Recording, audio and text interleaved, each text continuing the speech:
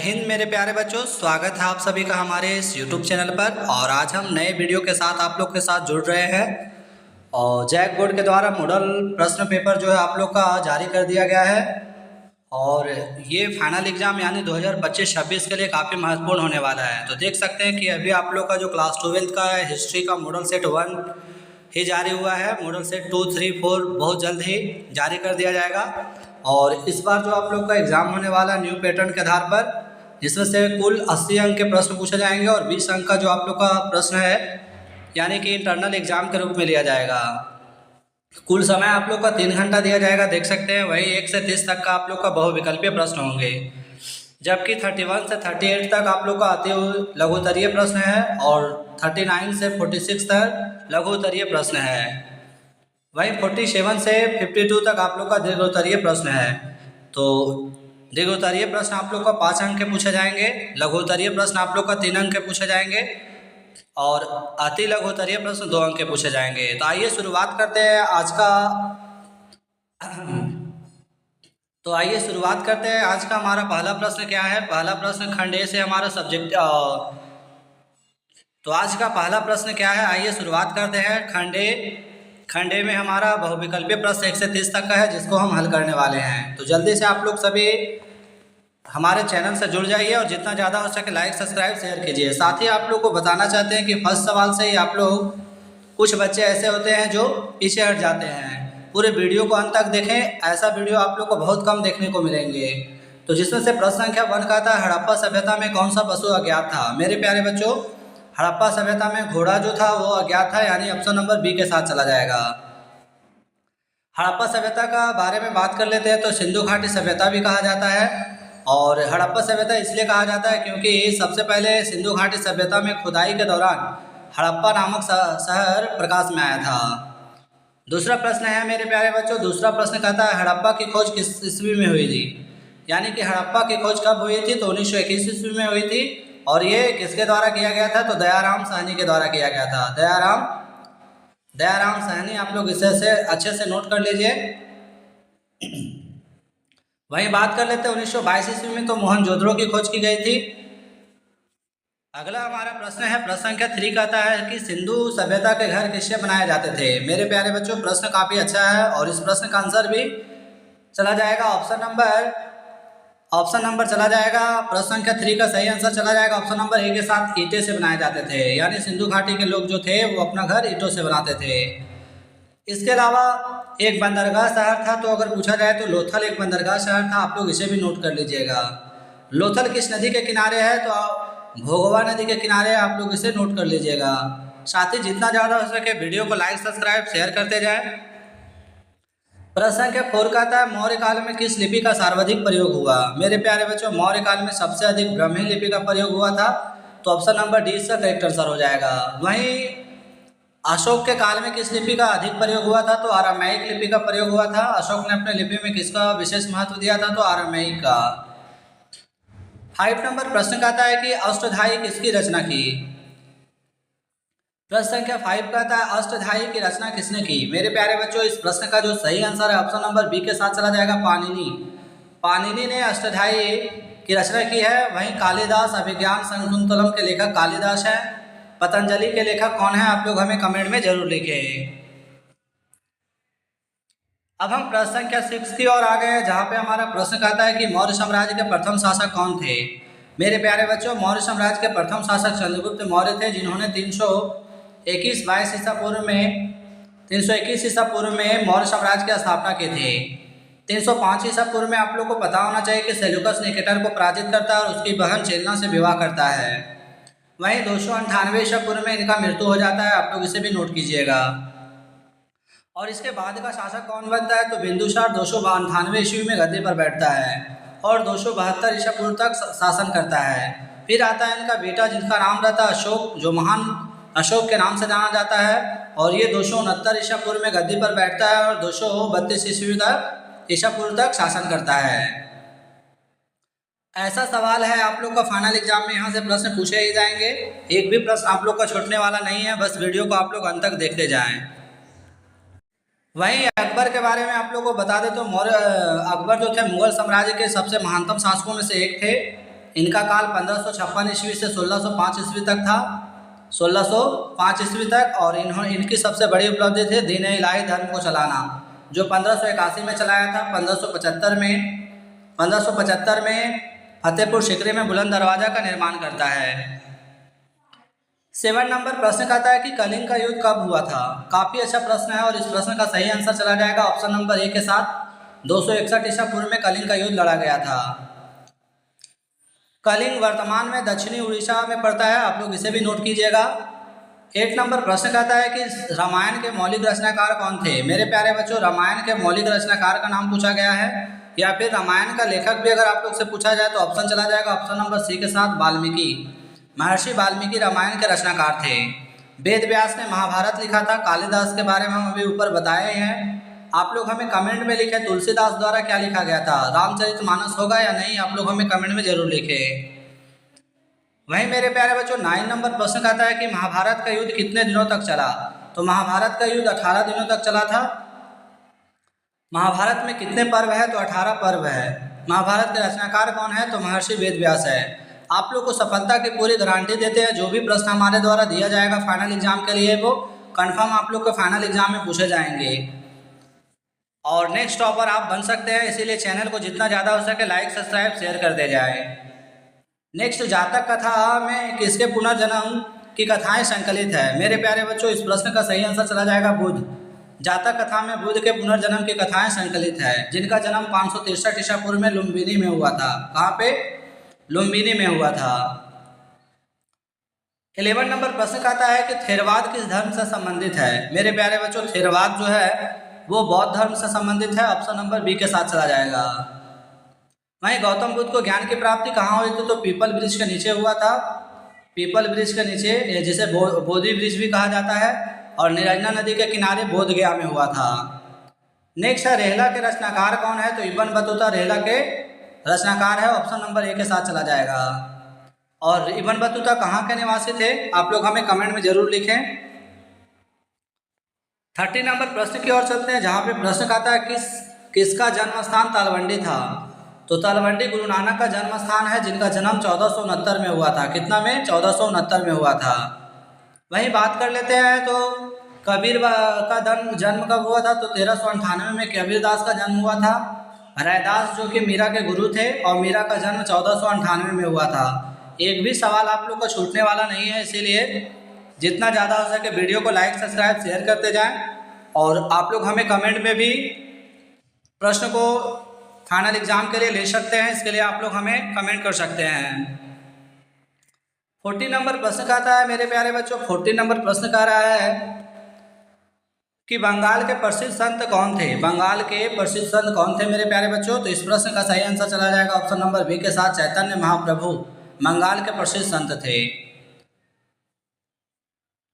Next प्रश्न है 50 number प्रश्न कहता है कि किस युद्ध के बाद विजयनगर साम्राज्य ध्वस्त हो गया। तो तालीकोट का युद्ध, जिसे राक्षसी तांगड़ी युद्ध भी कहा जाता है, और कब लड़ा गया था, तो 1565 ईस्वी में लड़ा गया था।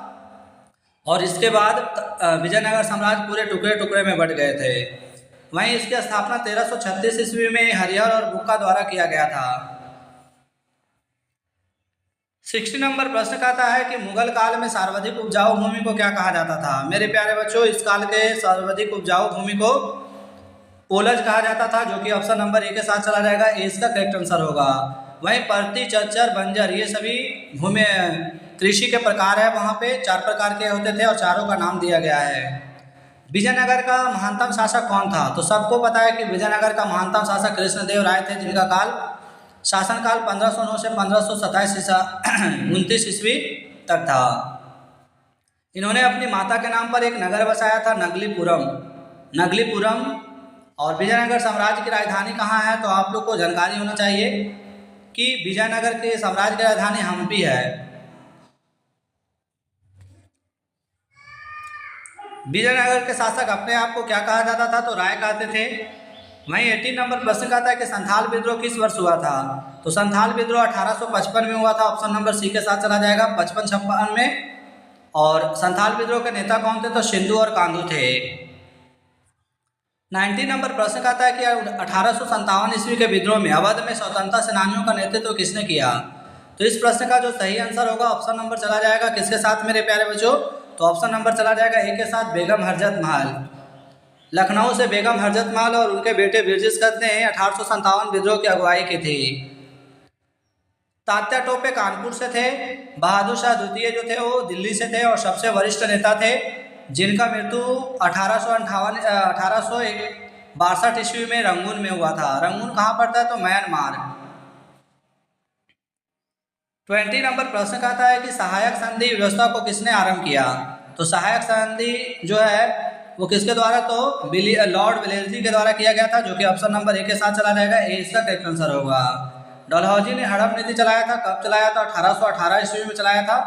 डॉक्ट्रिन ऑफ लैप्स कहा जाता है और इनका काल भी वायसराय के पद पर 1848 से 1856 तक रहा था और सबसे पहले सतारा को ब्रिटिश राज में मिलाया था। 21 नंबर प्रश्न का था चौरी चौरा कांड कब हुआ था। मेरे प्यारे बच्चों, यह कांड 4 फरवरी 1922 को हुआ था। गोरखपुर में शांतिपूर्ण जुलूसों से पुलिस वालों से झड़प हो गई थी, जिससे थाने में आग लगा दी गई और जिसमें 22 पुलिसकर्मी जिंदा जलकर मर गए। इस घटना को देखते हुए महात्मा गांधी ने असहयोग आंदोलन को वापस लेने का फैसला किया।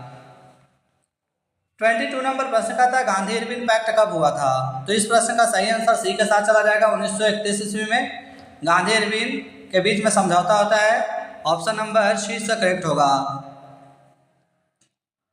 1928 में साइमन कमीशन भारत आता है। 1935 में भारत सरकार अधिनियम आता है। 23 नंबर प्रश्न का है कि स्वतंत्र भारत के प्रथम भारतीय गवर्नर जनरल कौन थे, तो स्वतंत्र भारत के प्रथम भारतीय गवर्नर जनरल कौन थे मेरे प्यारे बच्चों, तो ये चला जाएगा सी राजा गोपालाचारी के साथ चला जाएगा, ऑप्शन नंबर 20 का करेक्ट आंसर होगा। वहीं भारत के अंतिम वायसराय पूछा जाता तो लॉर्ड माउंटबेटन के साथ जाते हैं। सरदार पटेल जिन्होंने भारत में देशी राजवाड़ों के विलय में काफी योगदान दिया था, जो भारत के प्रथम गृह मंत्री भी थे। 24 नंबर प्रश्न का था कि भारतीय संविधान में संसदीय प्रणाली किस देश से ली गई है। मेरे प्यारे बच्चों, भारतीय संविधान में संसदीय प्रणाली जो है वो ली गई है ब्रिटेन से, जो कि ऑप्शन नंबर बी के साथ चला जाएगा। 25 नंबर प्रश्न कहता है कि मूल संविधान में कितने अनुच्छेद हैं, तो मूल संविधान में कितने अनुच्छेद हैं मेरे प्यारे बच्चों, तो मूल संविधान में हमारा 395 अनुच्छेद थे, ऑप्शन नंबर सी के साथ चला जाएगा। संविधान के अस्थायी अध्यक्ष कौन थे, तो डॉक्टर सचिदानंद सिन्हा थे, जबकि अस्थायी अध्यक्ष डॉक्टर राजेंद्र प्रसाद थे। 26 नंबर प्रश्न कहता है कि विजयनगर की यात्रा निम्न में से किसने की थी। मेरे प्यारे बच्चों, इसकी यात्रा करने वाला उस व्यक्ति का नाम था निकोली कुट्टी थे, जो कि ऑप्शन नंबर सी के साथ जाएगा। फ्रांसवा बर्नियर जो फ्रांस के यात्री थे और इन्होंने सती प्रथा के बारे में बताया था। इब्न बतूता जो कि मोरक्को के यात्री थे और ये 13वीं सदी में भारत आया था। वहीं 27 नंबर प्रश्न कहता है नैनार संत किसकी पूजा करते थे। मेरे प्यारे बच्चों, काफ़ी अच्छा प्रश्न है और इस प्रश्न का जो सही आंसर होगा ऑप्शन नंबर ए के साथ चला जाएगा। नैनार जो थे वो शिव भगवान की पूजा करते थे, यानी ए के साथ चला जाएगा, और अलवार जो थे विष्णु भगवान की पूजा करते थे। दोनों एक स्थान से दूसरे स्थान भ्रमण करते थे और जिस स्थान पर ठहरते थे उसे अपने इष्ट देवता का स्थान घोषित करता था और बाद में उन्हीं जगहों पर मंदिर बनाए गए। 28 नंबर प्रश्न का था इब्न बतूता ने किस पुस्तक की रचना की थी मेरे प्यारे बच्चों, तो इब्न बतूता ने रेहला पुस्तक लिखी, ऑप्शन बी के साथ चला जाएगा। 29 नंबर प्रश्न का था इनमें से कौन सा मूलतः भारत का नहीं है, तो भारत का कौन सा नहीं है मेरे प्यारे बच्चों, तो मक्का, टमाटर, आलू, इनमें से सभी ऑप्शन नंबर डी के साथ चला जाएगा। 30 नंबर प्रश्न है, इसके बाद हम खंड बी में प्रवेश करेंगे। तो 30 नंबर प्रश्न का था तंबाकू पर किस शासक ने प्रतिबंध लगाया था, तो तंबाकू पर प्रतिबंध लगाने वाला शासक का नाम क्या था, तो जहांगीर था, जो कि ऑप्शन नंबर डी के साथ चला जाएगा। मुगल साम्राज्य की स्थापना बाबर के द्वारा किया गया था, 1526 में किया गया था इब्राहिम लोदी को हराने के बाद, और उसका बेटा का नाम हुमायूं का बेटे का नाम अकबर का बेटे का नाम जहांगीर, और जहांगीर का बेटा का नाम शाहजहां, और शाहजहां का बेटे का नाम औरंगजेब जिसे जिंदा पीर कहा जाता है। और औरंगजेब के मृत्यु के बाद मुगल साम्राज्य धीमा पड़ गए, यानी धीरे धीरे पतन की ओर चले गए। शाहजहां के काल को स्वर्णयुग काल कहा जाता है मुगल साम्राज्य का, जहांगीर के काल को चित्रकला के रूप में याद किया जाता है। अब हम खंड बी की ओर प्रवेश कर गए हैं, जहाँ पे कहता है कि भारतीय इतिहास का कौन सा काल स्वर्ण काल के नाम से जाना जाता है। तो ये सारे प्रश्न आप लोग को बहुत जल्दी हम आंसर बाय आंसर आप लोग को बताने वाले हैं। पितृसत्तात्मकता से आप क्या समझते हैं? तो वैसी परंपरा जिसमें पिता के बाद संपत्ति पुत्रों में बांट दी जाती है उसे पितृसत्तात्मक कहते हैं। गोत्र क्या है आप लोग को बताए थे पहले भी। दीपवंश महावंश किस देश से संबंधित है? तो आप लोग हमें कमेंट में लिखे कि यह किस देश से संबंधित है। भाई भक्ति आंदोलन को दक्षिण भारत से उत्तर भारत कौन लाया था? रामानुजाचार्य या चैतन्य महाप्रभु? जल्दी से आप लोग हमें कमेंट करें। गोपुरम का अर्थ क्या होता है? मंदिर के प्रवेश द्वार को गोपुरम कहा जाता है। भारत आने वाले पहले यूरोपियन कौन थे? आप लोग हमें कमेंट में लिखें। साइमन कमीशन का भारतीयों द्वारा विरोध क्यों किया गया? तो आप लोग को पता है कि इसमें एक भी भारतीय सदस्य नहीं था, जिसके कारण साइमन गो बैक के नारे के साथ इसे विरोध किया गया था। और इस तरह से सेक्शन सी में आप लोग का प्रश्न देख सकते हैं, कितना अच्छा प्रश्न दिया गया। मगध साम्राज्य के शक्तिशाली होने का कारण क्या था? तो सभी को पता है कि 16 महाजन पदों में से मगध सबसे शक्तिशाली महाजन पद थे और गंगा नदी के किनारे होने के कारण सिंचाई काफ़ी अच्छा था। लोहे की खदान अच्छे थे, जिसके कारण मगध 6वीं शताब्दी ईसा पूर्व में शक्तिशाली महाजन पद थे। स्तूप क्यों और कैसे बनाए जाते थे? तो दान वगैरह राजा महाराजाओं के द्वारा दिया जाता था। इसके अलावा चर्च गोलाकार बनाए जाते थे। अल-बिरूनी कौन था? इसके बारे में किताबुल हिंद पुस्तक लिखा था। लॉन्ग में लिखना है, हम आप लोग को लॉन्ग टाइप में बताएंगे। आप लोग हमें कमेंट में लिखें कि आप लोग से अगर हो जाएगा तो ठीक है, वरना हम इसको कर देंगे। खानका पढ़ाई है 6 नंबर चैप्टर में है। विजयनगर साम्राज्य का पतन किस तरह से हुआ था? तो सबको पता है, तालीकोट का प्रसिद्ध युद्ध बहमनी साम्राज्य और विजयनगर साम्राज्य के बीच में हुआ था 1565 में, और इसके बाद इसका पतन हो गया था। अस्थायी बंदोबस्त बताए थे कि लॉर्ड कॉर्नवालिस के द्वारा 1793 ईस्वी में लागू किया गया था। मुगल काल में सिंचाई के साधन रहट थे, नलकूप थे। तो ये सारे सब्जेक्टिव प्रश्न हैं और आप लोग इसका स्क्रीनशॉट भी ले सकते हैं। और बहुत जल्दी हम आप लोग को सब्जेक्टिव प्रश्न भी करवाने वाले हैं। तो चैनल पर अंत तक बने रहे और जितना ज़्यादा हो सके वीडियो को लाइक सब्सक्राइब शेयर करें। नेक्स्ट मॉडल पेपर बहुत जल्द आप लोग के बीच में लेकर आने वाले हैं सब्जेक्टिव टाइप का। जय हिंद, जय भारत।